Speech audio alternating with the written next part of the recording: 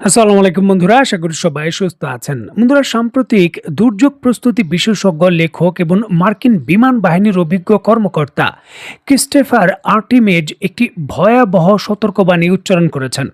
তার মতে ইরানের বিরুদ্ধে মার্কিন যুদ্ধের ফলে সৃষ্ট সরবরাহ শৃঙ্খলা বিপর্যয়ে যুক্তরাষ্ট্রকে আগামী 6 মাসের মধ্যে সম্পূর্ণ পতনের যে পথ রয়েছে সেখানে ঠেলে দিয়েছে। ট্রাম্প প্রশাসনের সামাজিক নিরাপত্তার কর্মসূচির বাজেট কমানোর ফলে এই পরিস্থিতি আরও শোচনীয় হয়ে উঠেছে। দেখুন, যখন হরমুজ প্রণালীর আলোচনা আসে তখন একটা বিষয় কিন্তু আমরা চিন্তা করি, সেটা হলো তেলের সরবরাহ। বাস্তবতা হলো এই হরমুজ প্রণালী দিয়ে পৃথিবীর যে সারের চাহিদা রয়েছে বা রপ্তানি রয়েছে তারও 30% রপ্তানি হয়। দেখুন, খাদ্য উৎপাদনের জন্য অত্যন্ত গুরুত্বপূর্ণ যে সার রয়েছে সেই সারের অন্যতম বড় উৎপাদক দেশ হলো মধ্যপ্রাচ্যের এই দেশগুলো।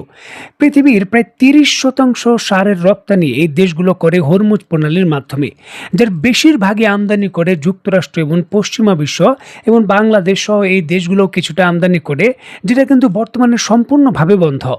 দেখুন, তেলের রপ্তানি বন্ধ হয়ে যেতে পারে, তার জন্য কিন্তু যুক্তরাষ্ট্রের স্ট্র্যাটেজিক বা কৌশলগত জ্বালানি তেলের মজুদ রয়েছে। পৃথিবীর বিভিন্ন দেশের রয়েছে, তবে কৌশলগত সারের মজুদের কোনো কারখানা নেই। নিউন আন্তর্জাতিক রিপোর্ট বলছে বর্তমান পৃথিবীর প্রায় 50% ইউরিয়া সারের রপ্তানি করে মধ্যপ্রাচ্য। এটি বিশ্বের সবথেকে বেশি ব্যবহৃত নাইট্রোজেন সার।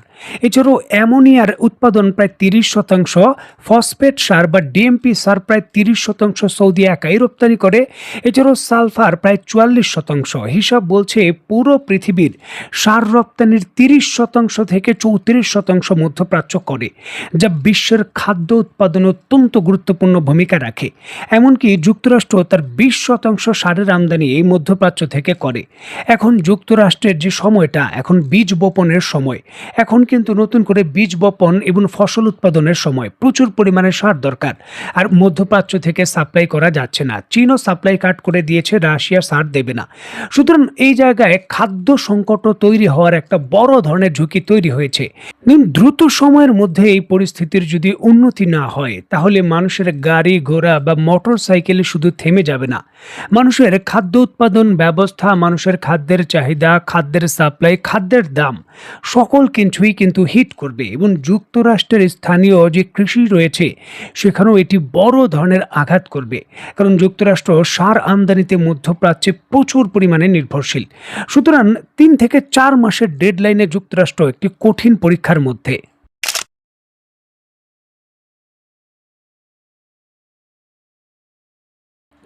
একদিকে যখন ইরানের যুদ্ধ শেষ করা বা জরুরি ভিত্তিতে একটি রেজাল্ট আনার যে বাধ্যবাধকতা বা ডেডলাইন সেটা যুক্তরাষ্ট্রের শুরু হয়ে গেছে, এমতো অবস্থায় ইতিহাসের সবথেকে বড় যে সামরিক মিশন রয়েছে স্পেশাল ফোর্সের, সেটা বাস্তবায়ন করতে চান ডোনাল্ড ট্রাম্প।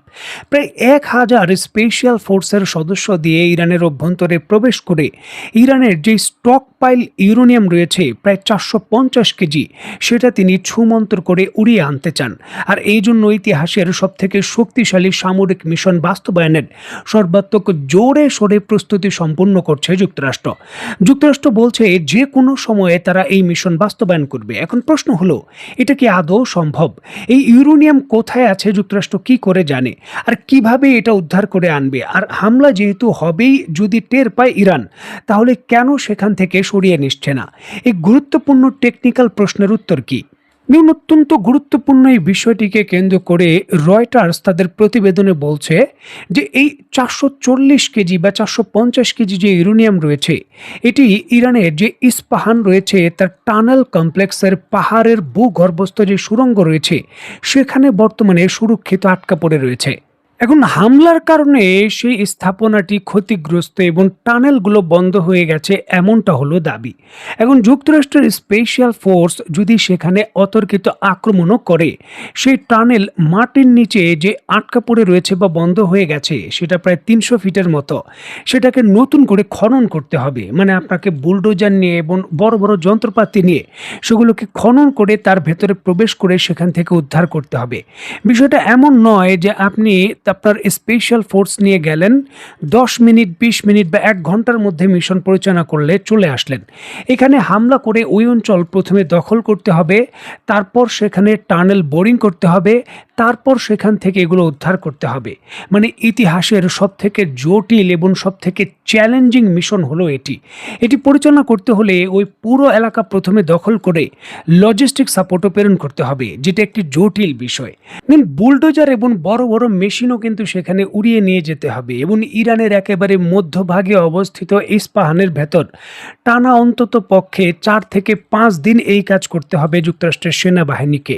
যুক্তরাষ্ট্রের স্পেশাল ফোর্সের সদস্যদের এই ধরনের কর্মকাণ্ড করতে হবে। মোটেও সহজ বিষয় নয়। এত শক্তিশালী প্রকল্প বাস্তবায়ন করে এটিকে পুনরুদ্ধার করে নিয়ে আসা খুবই একটা জটিল বিষয়। তবে সামরিক বিশেষজ্ঞরা বলছেন যে পুরো যেই মজুদ রয়েছে মানে 440 কেজি, সেটা কিন্তু ইস্পাহানের এই টানেলের ভেতরে নেই। কিছু কিছু ধরতে গেলে 5 কেজি বা আরও 10, 15, 20 কেজি অন্যখানে থাকতে পারে। এখন যুক্তরাষ্ট্র যদি অন্য জায়গায় হামলা করে এই 10 কেজি নিয়ে আসেন, বা ধরুন হামলা করে নিজেদের পক্ষ থেকে 440 কেজির যে ইউরেনিয়াম রয়েছে সেটা দেখিয়ে বললেন আমরা উদ্ধার করে ফেলেছি, তাহলেও কিন্তু অনেক সময় মুখ রক্ষা করার যে অভিযান শেষ করার সেটা একটা সুযোগ হবে। কারণ এই যুক্তরাষ্ট্রের কাছে ইউরেনিয়ামের কোনো অভাব নেই। নিজেদের 60% পরিশোধিত ইউরেনিয়ামও যদি অভিযান পরিচালনা করে নিজেরা দেখিয়ে ঘোষণা দেয় যে আমরা উদ্ধার করেছি, তখনও কিন্তু জটিলতা তৈরি হবে যে মিশনে আসলে উদ্ধার হয়েছে কি হয়নি। তবে এক্ষেত্রে যুক্তরাষ্ট্রের নিজস্ব ঘোষণা দেওয়ার একটা সুযোগ হতে পারে। অনেকেই কিন্তু সামরিক বিশেষজ্ঞরা এই বিষয়টাও আশঙ্কা করছেন। দেখুন, যুদ্ধক্ষেত্রে টিকে থাকাটাই কঠিন। সেই জায়গায় আপনি টিকে থেকে টানেল বোরিং করে মাটির গভীরে 300 ফিট নিচে যাবেন, তারপর সেগুলো উদ্ধার করে আবার বিমানে ভর্তি করে নিয়ে আসবেন, জটিল বিষয়। সেটা টেকনিক্যালভাবে কিন্তু যুদ্ধক্ষেত্রে একেবারে অবাস্তব। সুতরাং যুক্তরাষ্ট্র কি করতে চাচ্ছে বা এই ধরনের ঘোষণা দিয়েই সেখান থেকে বেরিয়ে আসবে কিনা তা নিয়েও কিন্তু প্রশ্ন তৈরি হয়েছে।